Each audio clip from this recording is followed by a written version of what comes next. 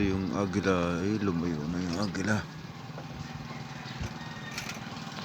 Lumayo siya yun. Babalik sa atin.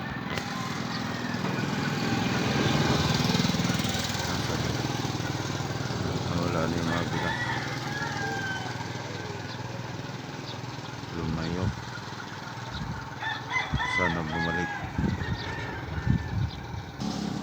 Magandang morning. Dito tayo ngayon sa Boulevard. Hindi natin na-capture yung lumilipad na agila after bagyong Christine.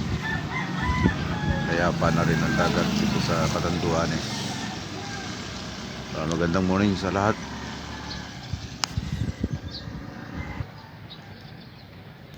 Layo ng agila. Hindi natin ma-capture. Yun, lumapit din. Lumapit naman dito sa atin sa malapit-lapit. Dito sa Pier ng Birak. Layo. Layo. Hindi ma-capture.